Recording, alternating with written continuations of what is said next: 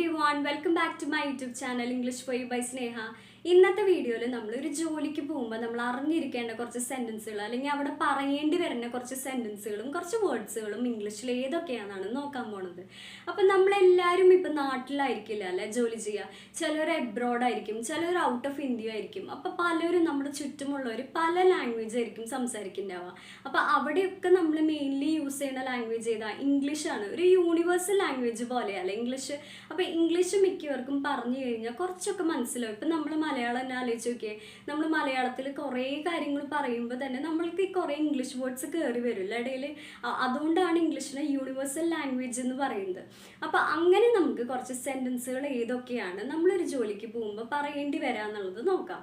നമ്മുടെ ഒപ്പം വർക്ക് ചെയ്യുന്ന ഒരാളെ നമ്മൾ ഇംഗ്ലീഷിൽ എങ്ങനെയാണ് പറയുക? കൊളീഗ് എന്ന് പറയാൻ പറ്റും. എങ്ങനെ പറയാം? കൊളീഗ്. അല്ലെങ്കിൽ പിന്നെ നമുക്ക് പറയാൻ പറ്റും വർക്ക് മേറ്റ് എന്ന് പറയാം. വർക്ക് മേറ്റ് എന്ന് പറഞ്ഞാൽ ജോലി ചെയ്യണോടത്തെ ഒരു കൂട്ട് എന്ന് വെച്ചാൽ നമ്മുടെ ഓഫീസിൽ വർക്ക് ചെയ്യുന്ന ഒരാൾ എന്നുള്ളതിലാണ് നമ്മൾ വർക്ക് മേറ്റ് എന്ന് പറയുന്നത്. അല്ലെങ്കിൽ പിന്നെ നമുക്ക് ടീം മേറ്റ് എന്ന് പറയാം. എന്ന് വെച്ചാൽ ജോലി ചെയ്യുന്നിടത്ത് കുറേ പേരുണ്ടാവും വർക്ക് ചെയ്യാൻ. പക്ഷെ നമ്മളെല്ലാവരും ഒരു കമ്പനിയുടെ അണ്ടറിലാണ് വർക്ക് ചെയ്യണത്. അപ്പോൾ എല്ലാവരും ഒറ്റക്കെട്ടായിട്ട് വർക്ക് ചെയ്യുക എന്ന് പറഞ്ഞാൽ ടീമാണ്. അപ്പോൾ ടീം മേറ്റ്, ടീമിലത്തെ ഒരാൾ എന്നുള്ളതിൽ ടീം മേറ്റ് ആണെന്ന് നമുക്ക് പറയാൻ പറ്റും. അപ്പോൾ എന്തൊക്കെയാണ് നമ്മൾ പറയാം? കൊളീഗ് ആണെന്ന് പറയാം, വർക്ക് മേറ്റ് ആണെന്ന് പറയാം, ടീം മേറ്റ് ആണെന്ന് പറയാം. ഇനി നമ്മളിപ്പം രാവിലെ തന്നെ നമ്മൾ ഓഫീസിലെത്തി. അപ്പം നമ്മൾ നമ്മുടെ ഒരു കൊളീഗിനെ കണ്ടു. അപ്പം എന്താ നമ്മൾ ആദ്യം തന്നെ ഇങ്ങനെ അവരെ ഗ്രീറ്റ് ചെയ്യുക? അപ്പോൾ രാവിലെയാണ്. അപ്പം നമ്മളിങ്ങനെ പറയാം, ഗുഡ് മോർണിംഗ് പറയാം നമുക്ക്. അല്ലെങ്കിൽ പിന്നെ നമുക്ക് ഹായ് പറയാം. അത് കഴിഞ്ഞ് പിന്നെ നമ്മളിപ്പോൾ മലയാളത്തിലാണെങ്കിൽ നമ്മൾ എന്താ എന്ത് പറയണു, സുഖല്ലേ എന്ന് ചോദിക്കില്ലേ നമ്മൾ. അപ്പോൾ അതുപോലെ നമ്മൾ ഇംഗ്ലീഷിൽ എങ്ങനെയാണ് ചോദിക്കുക? നമുക്ക് ചോദിക്കാം ഹൗ ആർ യു ഡൂയിങ് എന്ന് ചോദിക്കാം. എന്ത് പറയണു, എന്തൊക്കെയുണ്ട് വിശേഷം എന്ന് നമ്മളിങ്ങനെ മലയാളത്തിൽ പറയില്ലേ. അപ്പോൾ ഹൗ ആർ യു ഡൂയിങ് എന്ന് ചോദിക്കാം. അല്ലെങ്കിൽ പിന്നെ നമുക്ക് ചോദിക്കാൻ പറ്റും ഹൗ ഇസ് എവ്രിതിങ് എന്ന് ചോദിക്കാം. എന്ത് പറയണു, എല്ലാം എങ്ങനെ പോണു എന്ന് നമ്മൾ മലയാളത്തിൽ ചോദിക്കില്ലേ. അപ്പോൾ അതിൻ്റെ പകരം നമുക്ക് ഇംഗ്ലീഷിൽ എന്ത് പറയാൻ പറ്റും? ഹൗ ഇസ് എവ്രിതിങ് എന്ന് ചോദിക്കാൻ പറ്റും. ഇപ്പോൾ നമ്മൾ വേറൊരു കൊളീഗിനെ, നമ്മുടെ അത്രയും ക്ലോസ് ആയിട്ടുള്ളൊരു ഫ്രണ്ടിനെ നമ്മൾ ഓഫീസിൽ കണ്ടു. അപ്പോൾ നമ്മളിങ്ങനെ അവരെ സ്റ്റാർട്ടിങ്ങിൽ നമ്മളിങ്ങനെ പറയാം, അവരെ ഹലോ ഗുഡ് മോർണിംഗ് എന്തെങ്കിലും പറഞ്ഞ് അവരെ ഗ്രീറ്റ് ചെയ്തിട്ട് നമ്മൾ എന്താ പറയുക? വാട്സാപ്പ് എന്ന് ചോദിക്കാം. എന്ന് വെച്ചാൽ വിശേഷങ്ങൾ എന്തൊക്കെയുണ്ട് എന്ന് നമ്മൾ മലയാളത്തിൽ പറയില്ലേ. അപ്പോൾ അതിൻ്റെ പകരം നമുക്ക് വാട്സാപ്പ് എന്ന് പറയാം. ഇത് ഇൻഫോർമൽ സിറ്റുവേഷൻസിൽ യൂസ് ചെയ്യുന്നതാണ്. ഇൻഫോർമൽ എന്ന് വെച്ച് കഴിഞ്ഞാൽ നമ്മുടെ ക്ലോസ് ആയിട്ടുള്ള വല്ലവരോടും നമ്മൾ കാഷ്വലായിട്ട് സംസാരിക്കുമ്പോൾ നമുക്ക് പറയാൻ പറ്റുന്നതാണ് ഇൻഫോർമൽ സിറ്റുവേഷൻ. നമ്മൾ ജോലിക്ക് പോയി, അന്ന് നമുക്ക് ചെയ്യാൻ കുറേ വർക്ക് ഉണ്ട്. അപ്പോൾ നമുക്ക് നമ്മുടെ ഒരു കൊളീഗിൻ്റെ ആരുടെയെങ്കിലും ഒരു ഹെൽപ്പ് ചോദിക്കണം. അപ്പം നമ്മൾ എങ്ങനെയാണ് അത് ചോദിക്കുക? നമുക്ക് പറയാൻ പറ്റും can I ask you a favour എന്ന് ചോദിക്കാം.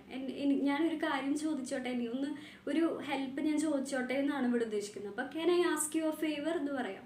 അല്ലെങ്കിൽ പിന്നെ നമുക്ക് ചോദിക്കാൻ പറ്റും would you do me a favour എന്ന് പറയാം. എങ്ങനെ പറയാം? Would you do me a favour എന്ന് പറയാം. പിന്നെ നമ്മൾ ജോലിക്ക് ഇരിക്കുന്ന സമയത്ത് നമ്മൾ കാണാണ് നമ്മുടെ കൊളീഗിന് കുറേ വർക്ക്സ് കംപ്ലീറ്റ് ചെയ്യാനുണ്ട്. അപ്പം നമുക്ക് അത്ര വർക്ക് ഇല്ല. അപ്പം നമുക്ക് ചോദിക്കണം എന്തെങ്കിലും ഹെൽപ്പ് വേണോ എന്ന് ചോദിക്കണം. അപ്പോൾ അതെങ്ങനെ നമ്മൾ ഇംഗ്ലീഷിൽ ചോദിക്കുക? നമുക്ക് ചോദിക്കാൻ പറ്റും do you need any help എന്ന് ചോദിക്കാം. എങ്ങനെ? Do you need any help എന്ന് ചോദിച്ചു കഴിഞ്ഞാൽ എന്തെങ്കിലും സഹായം വേണോ എന്നാണ് അവിടെ ഉദ്ദേശിക്കുന്നത്. അല്ലെങ്കിൽ നമുക്ക് പറയാൻ പറ്റും if there is anything I can do for please let me know എന്ന് പറയാം. ഇങ്ങനെ പറയാം if there is anything I can do for please let me know എന്ന് പറയാം. ഇനി നമുക്ക് ചോദിക്കണം, ഇപ്പം മലയാളത്തിൽ ചോദിക്കണം എത്ര നേരം എടുക്കും ഓഫീസിലെത്താൻ എന്ന് ചോദിക്കണം. സാധാരണ എത്ര നേരം എടുക്കും എന്ന് ചോദിക്കണം. വീട്ടിൽ നിന്ന് ഇങ്ങോട്ട് എത്രയ്ക്കുണ്ട് എന്ന് നമ്മൾ ചോദിക്കില്ലേ. അപ്പോൾ അതുപോലെ ചോദിക്കണമെങ്കിൽ നമ്മൾ എങ്ങനെ ഇംഗ്ലീഷിൽ ചോദിക്കുക? How long does it take to reach the office. ഇങ്ങനെ ചോദിക്കുക how long does it take to reach the office. അതുപോലെ തന്നെ നമ്മൾ ഓഫീസിലെത്തി. അപ്പം നമ്മൾ കോളേജിലായാലും ഓഫീസിലായാലും ആദ്യം തന്നെ പോയി കഴിഞ്ഞാൽ നമ്മൾ എന്താ നോക്കുക? നമ്മുടെ ബെസ്റ്റ് ഫ്രണ്ട് വരുന്നുണ്ടോന്നല്ല. ഞാൻ എങ്ങനെയായിരുന്നു. അപ്പോൾ നമ്മൾ എങ്ങാനും അവർ വരാൻ ലേറ്റ് ആയി കഴിഞ്ഞാൽ നമ്മൾ വേഗം വിളിച്ച് ചോദിക്കും കാണാനില്ലല്ലോ, എത്ര നേരം എടുക്കും ഇനി വരാമെന്ന് ചോദിക്കില്ലേ. അപ്പോൾ അതെങ്ങനെ നമ്മൾ ഇംഗ്ലീഷിൽ ചോദിക്കുക? How much time you will take to reach the office.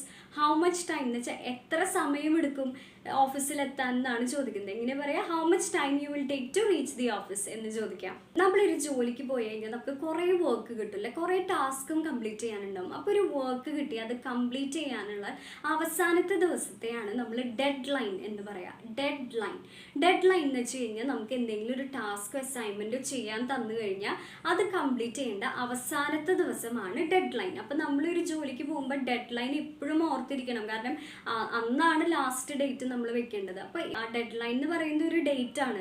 ആ ഡേറ്റിന് തന്നെ നമ്മൾ തീർക്കണം. പക്ഷെ അന്ന് നമുക്ക് പറ്റിയില്ലെങ്കിൽ നമ്മളെങ്ങനെ പറയാം, V missed the dead line എന്ന് പറയാം. നമ്മളൊരു ജോലിക്ക് കയറി കഴിഞ്ഞാൽ നമുക്ക് എല്ലാവർക്കും ഒരു ടൈമിംഗ് ഉണ്ടാവില്ല. ഓഫീസ് ടൈമിംഗ് എല്ലാവർക്കും ഉണ്ടാവും. പക്ഷെ നമുക്ക് അന്ന് കുറേ വർക്ക് ഉണ്ട്. അപ്പം നമുക്ക് കുറച്ച് ടൈമും കൂടി എക്സ്ട്രാ ഇരിക്കണം. അപ്പോൾ അതിനെയാണ് നമ്മൾ ഓവർ ടൈം എന്ന് പറയാം. എങ്ങനെ പറയാം, ഓവർ ടൈം എന്നാണ് അതിന് പറയാം.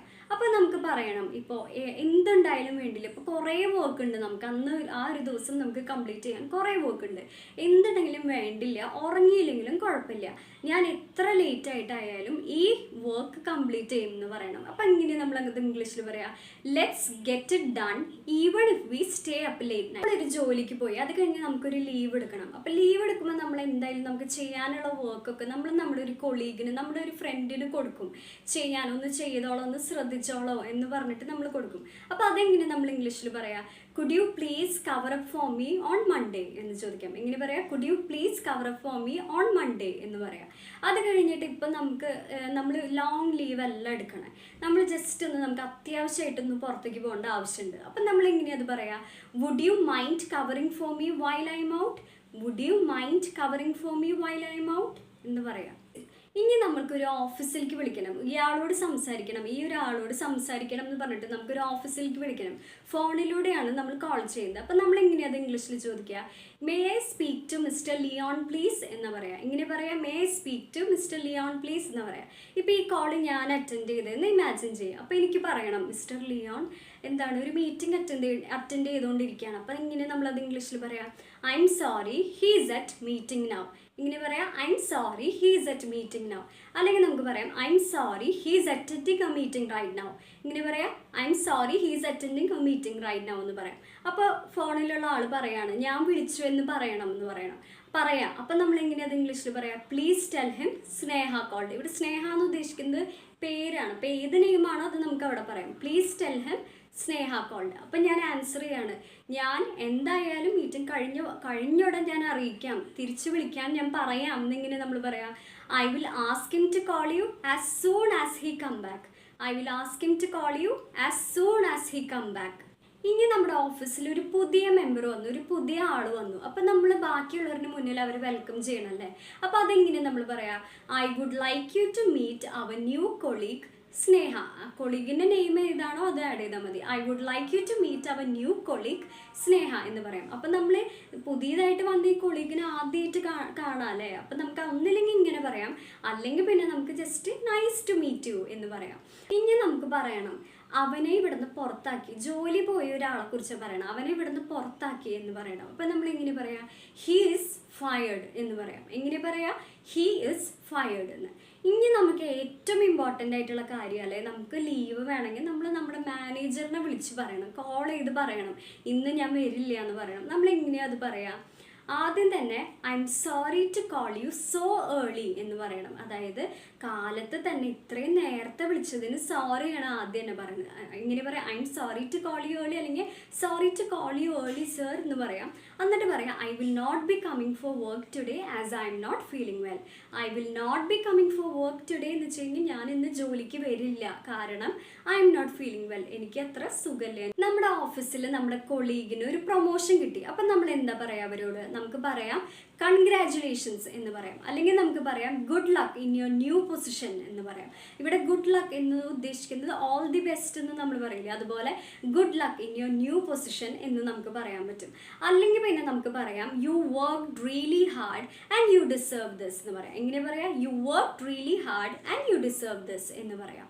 ഇന്നത്തെ വീഡിയോ എല്ലാവർക്കും മനസ്സിലായി എന്ന് വിചാരിക്കുന്നു. അപ്പോൾ ഇതുപോലത്തെ വീഡിയോസ് ഇനിയും ചെയ്യണമെങ്കിൽ കമൻറ്റ് സെക്ഷനിൽ ഒന്ന് മെൻഷൻ ചെയ്തോളൂ. അതുപോലെ നിങ്ങൾക്ക് എന്തെങ്കിലും മലയാളത്തിലെ എന്തെങ്കിലും സെൻറ്റൻസുകൾ ഇംഗ്ലീഷിൽ ഞാൻ പറഞ്ഞു തരണമെങ്കിൽ കമൻറ്റ് സെക്ഷനിൽ കമൻറ്റായിട്ട് എഴുതി തന്നാൽ ഞാൻ അതിന് റിപ്ലൈ തരുന്നതായിരിക്കും. അപ്പോൾ ഈ വീഡിയോ നിങ്ങൾക്ക് ഹെൽപ്ഫുള്ളായി എന്ന് തോന്നുകയെന്ന് വെച്ച് കഴിഞ്ഞാൽ ഈ പേജ് ഒന്ന് സബ്സ്ക്രൈബ് ചെയ്തോളാം, എന്നാലാണ് പുതിയ പുതിയ വീഡിയോസ് കാണാൻ പറ്റുള്ളൂ. അപ്പോൾ നിങ്ങളുടെ ഫ്രണ്ട്സിനൊക്കെ ഒന്ന് ഷെയർ ചെയ്ത് കൊടുക്കുക. അപ്പോൾ അടുത്തൊരു വീഡിയോ ആയിട്ട് വേറൊരു ദിവസം കാണാം. Thank you for watching.